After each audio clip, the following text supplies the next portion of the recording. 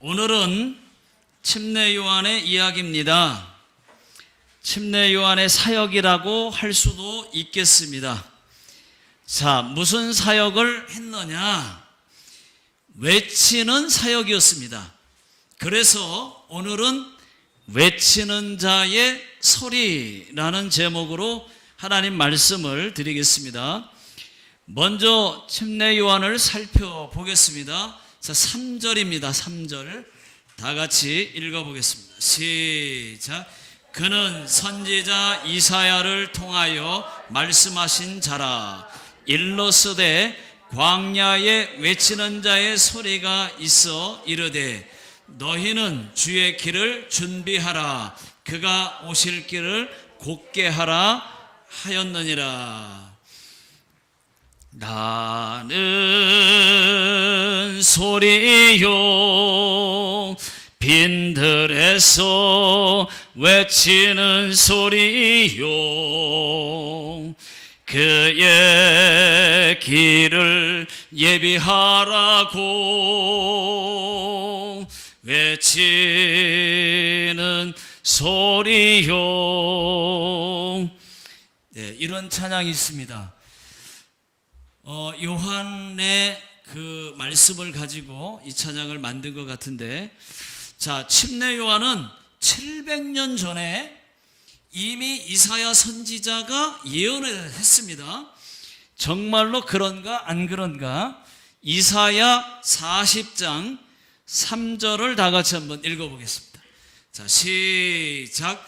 외치는 자의 소리요 이르되 너희는 광야에서 여호와의 길을 예비하라. 사막에서 우리 하나님의 대로를 평탄하게 하라. 자, 이 말씀은 이사야의 예언입니다. 침례 요한도 요한을 그 외치는 자의 소리라고 예언을 했습니다. 그가 외친 것은 세 가지입니다. 회개하라. 천국이 가까웠느니라. 회개에 합당한 열매를 맺으라. 그리고 주의 길을 준비하라. 이렇게 세 가지입니다. 요한은 예수 그리스도를 예비하기 위하여 예수님보다 먼저 6개월 먼저 왔고 예수님을 외치는 자의 소리였을 뿐이었습니다. 자, 그 다음은 인상착의입니다. 인상착의를 보면 요한은 낙타 털옷을 입었습니다. 허리에 가죽띠를 띄었습니다. 음식은요, 메뚜기와 석청을 먹었습니다. 오늘날로 말하면 딱 자연인이에요. 자, 4절 다 같이 읽어보겠습니다. 시작. 이 요한은 낙타 털옷을 입고 허리에 가죽띠를 띠고 음식은 메뚜기와 석청이었더라. 여러분, 요한은 주식이 메뚜기였습니다. 디저트는 석청이었습니다. 자, 여기서 석청은 뭐냐? 자연 꿀이죠. 야생 꿀입니다. 자, 메뚜기와 석청은 혹시나 했는데 역시나였습니다. 완전 다이어트 음식이었습니다. 인터넷을 검색해 보니까 꿀 다이어트 엄청 많이 나옵니다. 김희선이 꿀 다이어트로 몸매 관리, 피부 관리 한다고 많이 나와 있어. 여러분들에게 메뚜기와 석청 다이어트를 여러분들에게 추천을 드리겠습니다. 참고로 이 꿀팩은요, 얼굴에 바르는 거 이 피부 미용에 매우 탁월하다고 합니다. 미나상 도저 가오가 피카피카 니 나리마스. 자, 여러분, 침례 요한은 낙타 털옷을 입고 허리에 가죽띠를 띠고 메뚜기와 석청을 먹었습니다. 저는 설교 준비하다가 한번 생각해 봤어요. 아무리 사명도 좋지만 저는 그렇게 못 살겠다. 요한이 입은 옷도 그렇고 먹는 것도 이상하고 광야에서 저는 요한처럼 자연인처럼 그렇게는 못 살 것 같다고 하는 생각을 해봤습니다. 자, 침례 요한에 대한 말씀은 마태, 마가, 누가, 요한 이 사복음서에 다 나오는 말씀입니다. 그 중에 요한복음에만 유일하게 오늘 읽은 말씀 그 전날의 기록이 요한복음 1장 19절부터 나와 있습니다. 자, 그 내용, 전날의 내용, 요한복음에 나오는 그 내용이 무엇이냐? 어느 날 유대 광야에서 외치는 자의 소리가 있었습니다. 요한이죠.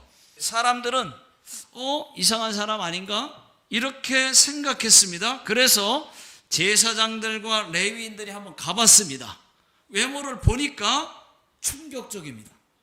자연인인가 도인인가 도대체. 보니까 낙타 털옷을 입었어요. 허리에 가죽띠를 뗐습니다. 그런데 달리 보면은 꼭 선지자 같기도 하고 그리스도 같기도 하고 잘 모르겠어요. 그래서 물어봤습니다. 너는 누구냐? 혹시 네가 그리스도냐? 라고 물어봤습니다. 여러분, 여기서 네가 그리스도냐? 이 말은 네가 기름 부음을 받은 메시아냐? 그런 뜻입니다. 그리스도라고 하는 말은 기름 부음을 받은 자라는 뜻이고요. 아람어로 메시아라는 뜻입니다. 네가 그리스도냐? 네가 메시아냐? 라고 물으니까 아니다. 그럼 네가 엘리야냐? 아니다. 엘리야도 아니면은 네가 선지자냐? 아니다. 그럼 뭔데? 너는 누구냐? 나는 주의 길을 예비하라고 외치는 자의 소리다. 뭔 말이야? 네가 그리스도도 아니고 엘리야도 아니고 선지자도 아닌데 왜 침례를 주느냐? 그러니까 나는 물로 침례를 주지만은 내 뒤에 오시는 이는 불과 성령으로 침례를 주시리라. 나는 그의 신발 들기에도 감당하지 못하겠노라. 이런 대화가 오늘 읽은 말씀 전날에 있었습니다. 자, 여러분, 여기서 한 가지, 요한은 지금 메시아가 누구인지 모르는 상태예요. 몰라요.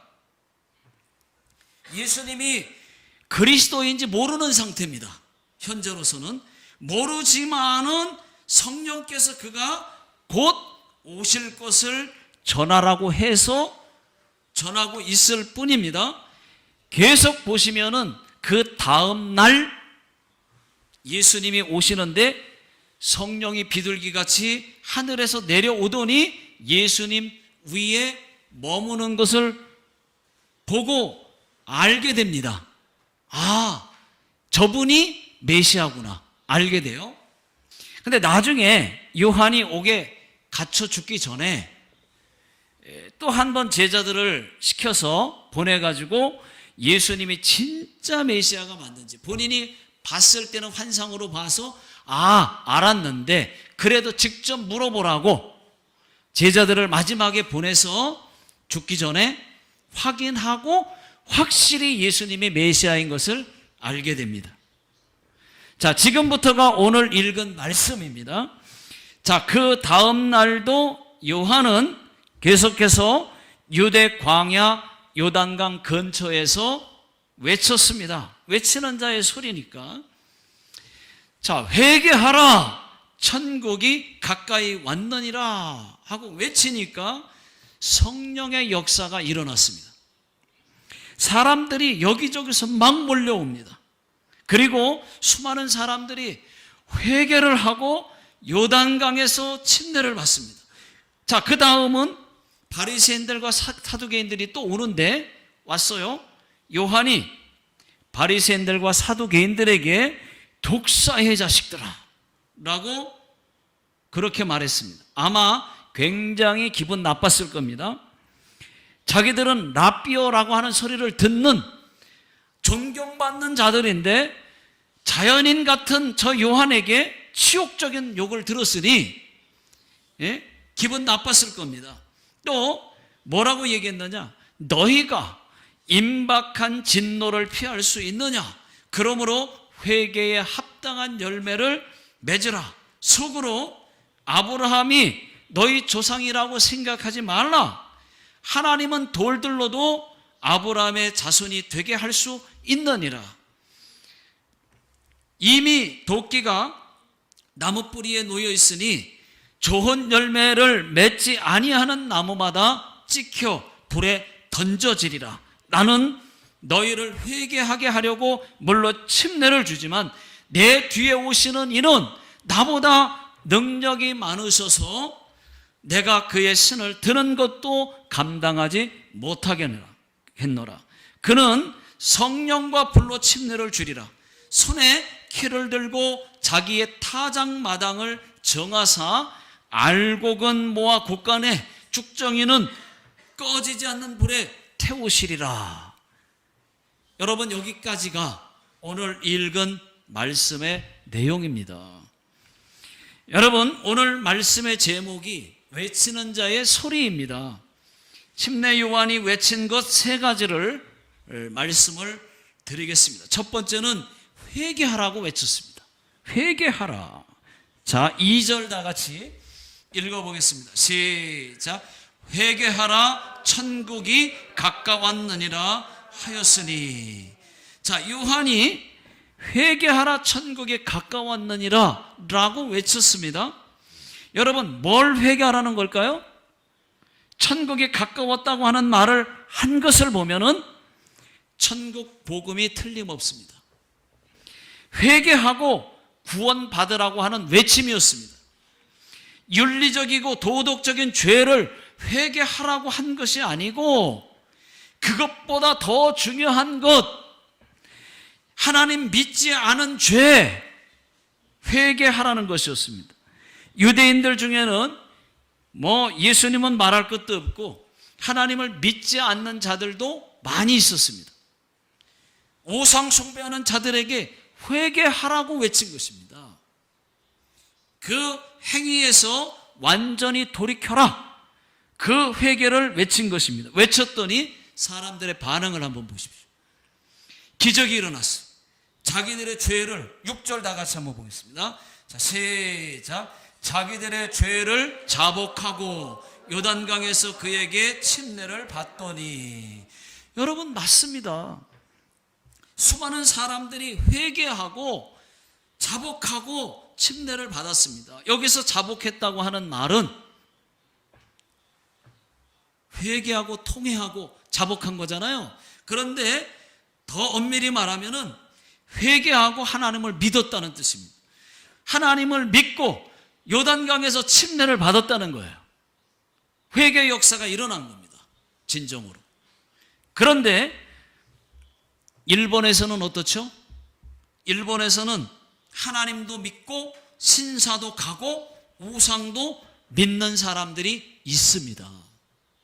여러분, 창조주 하나님께서 가장 싫어하는 것이 우상 숭배예요.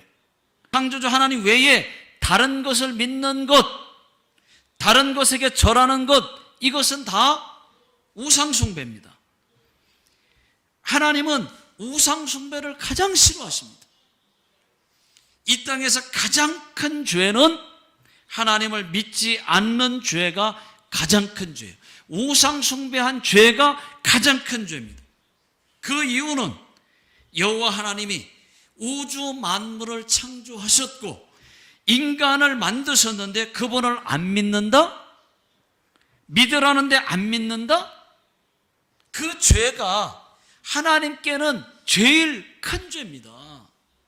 살인죄보다도 그 창조주 하나님을 안 믿는 그 죄 때문에 지옥 가는 것이고 하나님을 믿는 것 때문에 천국 가는 것이기 때문에 하나님이 보실 때는 하나님을 안 믿는 죄가 가장 큰 죄라고 하는 것입니다.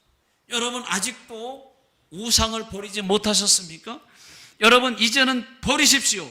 절도 가고 신사도 가던 것을 이제는 멈추십시오. 그리고 회개하고 침례를 받으십시오. 내가 예수 믿었으면 바로 침례 받을 수 있는 것이 순서예요. 내가 죄가 있든 없든 많든 적든 상관없이 곧바로 받아야 하는 것이 침례입니다. 사도행전 16장을 보시면은 옥감장사 루디아도 그날 예수 믿고 그날 온 가족이 다 침례를 받았습니다. 또 빌립보 감옥의 간수도 예수 믿고 나서 그날 모든 가족이 다 침례를 받았습니다. 여러분, 교회는 무엇을 해야 될까요? 침례 요한처럼 사람들에게 회개를 촉구해야 합니다. 교회는 사람들에게 자신의 죄를 자복하게 하고 하나님의 용서를 구하게 하고 하나님의 용서를 경험하게 하고 촉구하는 곳입니다. 교회가 회개를 많이 강조하지 않으면, 자주 회개의 메시지를 전하지 않으면 매우 중요한 임무를 저버리는 것입니다. 회개하고 하나님의 용서하심을 경험한 사람들은 다른 사람들을 용서할 마음이 생깁니다. 정말로 남을 용서하면 나의 마음은 기뻐지고 삶의 변화가 일어나고 믿음도 자라게 될 것입니다. 여러분, 무엇보다도 회개가 먼저입니다. 먼저 회개하고 예수 믿어야 되고, 예수 믿은 사람들도 먼저 회개부터 해야 돼요. 예수 믿지 않는 사람들도 예수 믿지 않는 것을 회개해야 되고, 믿는 사람들도 예배하기 전에 먼저 회개해야 하나님이 그 예배를 받으십니다. 기도할 때도 또 회개부터 하고, 그래야 기도하는 그 기도가 응답이 되는 거예요. 자, 두 번째는 회개에 합당한 열매를 맺으라고 외쳤습니다. 자, 8절 다 같이 한번 읽어보겠습니다. 시작. 그러므로 회개에 합당한 열매를 맺고. 자, 이 말은 요한이 바리새인들과 사두개인들에게 외친 말입니다. 여러분, 회개에 합당한 열매가 무엇일까요? 오늘 말씀대로라면 먼저 가식과 형식을 버리는 것입니다. 독사의 자식들아, 회개하라. 너희가 다가올 진노를 피할 수 있느냐? 라고 외쳤어요. 여러분, 말씀을 한번 읽어보겠습니다. 7절 다 같이 읽어보겠습니다. 시작. 요한이 많은 바리새인들과 사두개인들이 침례 베푸는 대로 오는 것을 보고 이르되, 독사의 자식들아, 누가 너희를 가르쳐 임박한 진노를 피하라 하더냐? 여러분, 바리새인들과 사두개인들이 누구입니까? 율법 끝내주게 잘 지키는 사람들입니다. 11조 기도 다 잘하는 사람들입니다. 금식도 일주일에 2번씩 하는 사람들입니다. 이 정도면 교회에서 다 집사, 장로, 권사감입니다. 그런데 예수님께 책망을 들었다는 거예요. 화 있을진저. 그 이유가 뭘까요? 그 이유가 뭐예요? 그렇게 잘하고도 왜 화 있을진저 그런 소리를 들을까요? 감사가 빠졌습니다. 사랑도 빠졌습니다. 정성이 없어요. 다 가식이고 외식이고 위선이었습니다. 바리새인들은 한마디로 위선자들이었습니다. 진실이 없어요. 다 가식이고 위선이었습니다. 자, 누가복음 18장 12절을 다 같이 읽어보겠습니다. 시작. 나는 일해에 2번씩 금식하고 또 소득의 11조를 드리나이다 하고. 여러분, 바리새인들은 11조 떼먹지 않았어요. 일주일에 2번씩 금식했습니다. 그런데 요한은 바리새인들과 사두개인들에게 이 독사의 자식들아, 너희가 다가올 진노를 피할 수 있겠느냐? 너희는 속으로 아브라함이 우리의 조상이라고 생각하지? 착각하지 마. 하나님이 마음만 먹으면은 돌들로도 아브라함의 자손이 되게 할 수 있어. 도끼는 이미 나무 뿌리에 놓여졌어. 좋은 열매 맺지 못하면 다 찍어 불에 던질 거야. 그렇게 안 되려면 회개에 합당한 열매를 맺어. 그렇게 외친 겁니다. 무슨 말입니까, 여러분? 가식을 회개하고 그리고 가식을 완전히 버려 회개에 합당한 열매를 맺어. 그렇지 않으면 열매 맺지 못하는 나무마다 다 찍어 불에 던져질 것이라고 성경은 말하고 있는 것입니다. 여러분, 바리새인들의 가식을 누가 알겠습니까? 누가 알겠어요? 예수님만 알죠. 요한만 알죠. 사람들은 몰랐습니다. 바리새인들이 율법을 잘 지키고 존경받는 자인 줄만 알았는데 보니까 요한이 바리새인들에게 이 독사의 자식들아, 회개에 합당한 열매를 맺으라고 그렇게 말하고, 아이고 부끄러워라. 들통난 거예요. 많은 사람들이 보는 앞에서 그런 말을 들은 겁니다. 여러분, 우리도 몰라요. 우리도 몰라요. 교회에서 봤을 때 이 정도면 장로 권사감이고 집사감입니다. 아주 훌륭한 성도예요. 우리는 다 예수 잘 믿는 줄 알지만 누가 종교 생활하는지, 누가 신사도 가는지, 누가 점집도 다니는지, 기도하는지 안 하는지 우리는 모른단 말이에요. 그러나 하나님은 아십니다. 아세요. 아신다니까요. 아멘 할 때까지 모든 것을 아십니다. 저와 여러분들이 죄라고 생각하는 그것을 회개하십시오. 회개하고 완전히 돌이키십시오. 그것이 회개에 합당한 열매를 맺는 것입니다. 여러분, 회개에 합당한 열매를 맺으십시오. 가식, 형식 다 버리세요.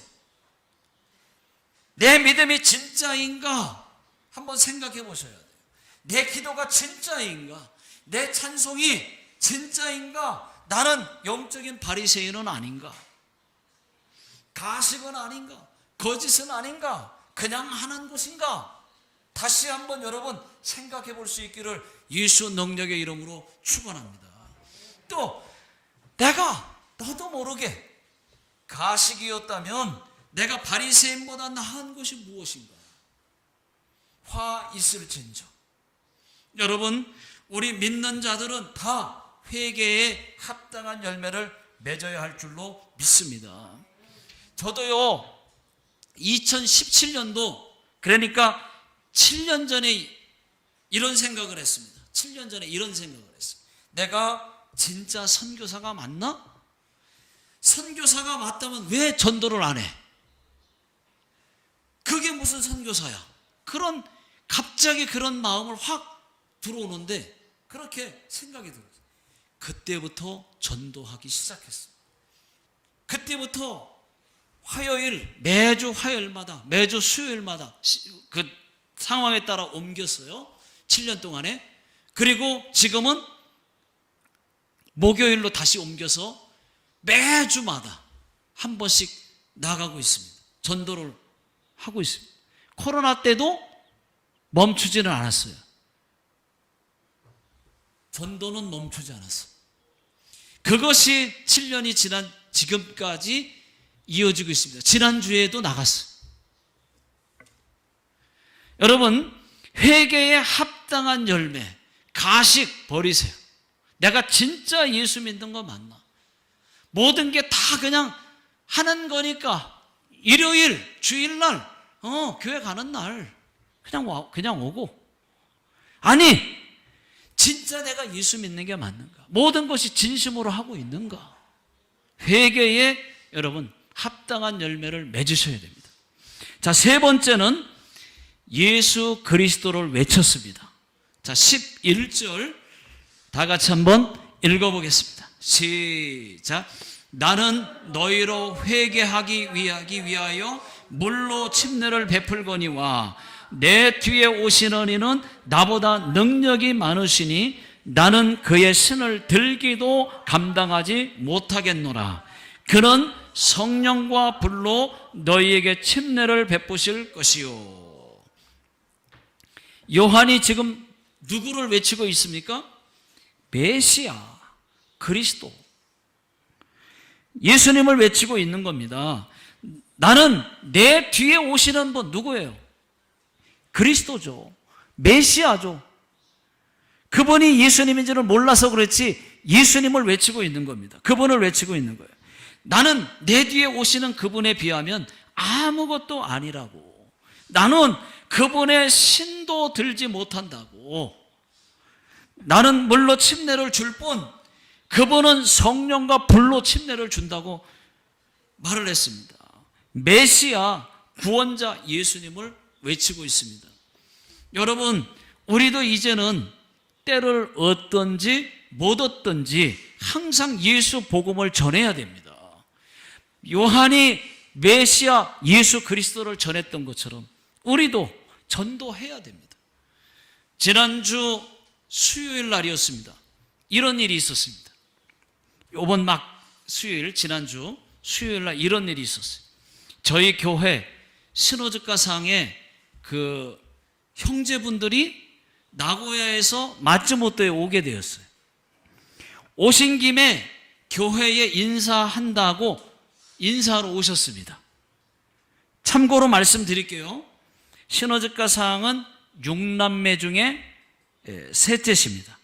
위로 누나가 있고 바로 위에 형이 있어요. 그 다음에 신호즈가상, 그 다음에 아래로 여동생이 셋 있습니다. 신호즈가상의 아버지는 천리교 회장님이십니다. 회장님이었다고 합니다.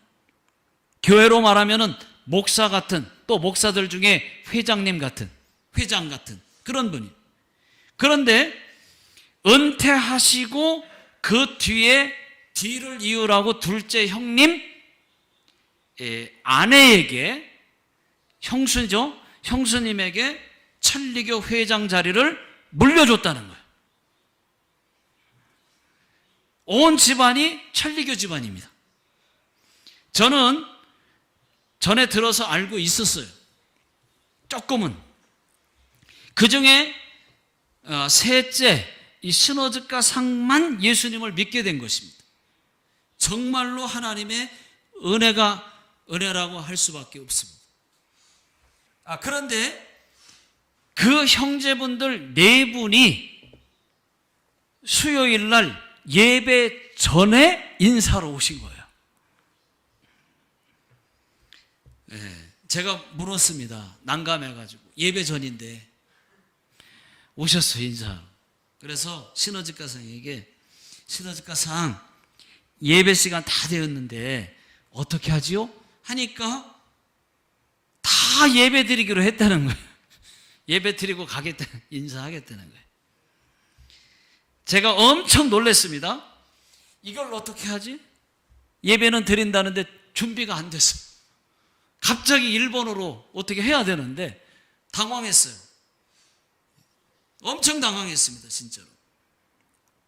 그래서 그래, 일본어로 진짜 복음을 전하자. 그래서 예배 시간에 금방 간다고 하기에 다른 거 다 생략하고 앞뒤 다 자르고 그냥 바로 메시지, 한 15분 20분 시간이 있다 그러시길래 바로 그냥 복음을 전했어. 다 생략하고.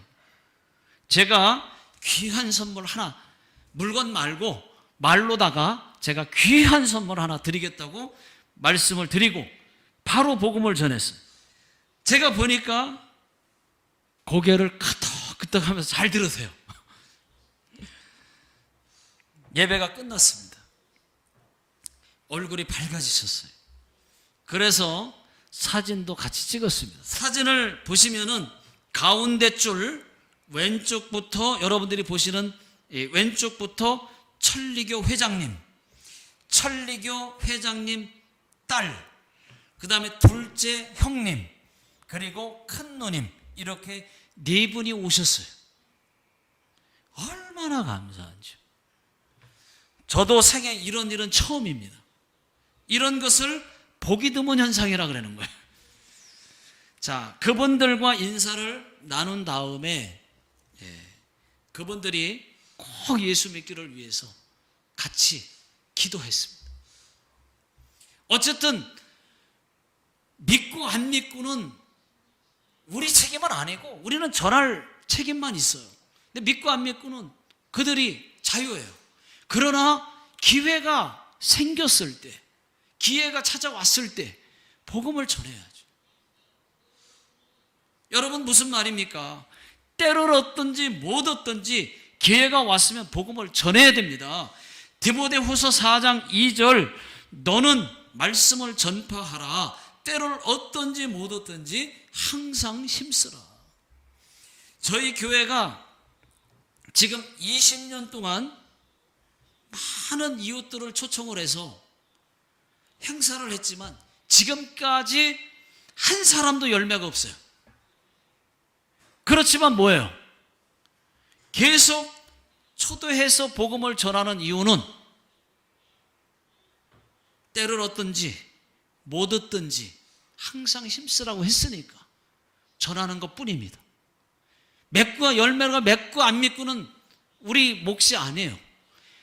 그거는 하나님이 하실 일이고 우리는 부지런히 초청해서 한 번이라도 더 전하고 듣게 하고 하는 것 뿐입니다.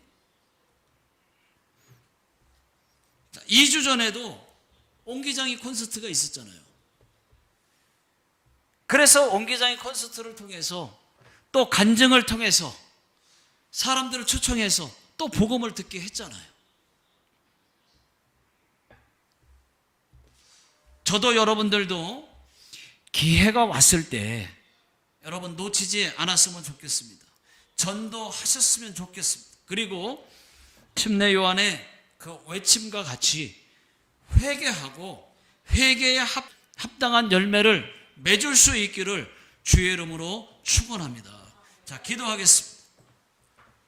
하나님 아버지, 저희 모두가 회개에 합당한 열매를 맺게 해 주시옵소서. 복음의 기회가 찾아왔을 때 예수 그리스도의 복음을 전할 수 있게 해 주시옵소서. 지금은 우리 주 예수 그리스도의 은혜와 하나님 아버지의 무한하신 사랑하심과 성령님의 내주 교통 인도하심이 오늘 주의 말씀 듣고 회개에 합당한 열매를 맺고자 결심하고 돌아가는 모든 성도님들 머리 위에와 또 가정과 직장과 사업장 위에 자녀들 머리 위에 지금으로부터 영원토록 함께 하시기를 예수님의 이름으로 간절히 축원하옵나이다. 아멘.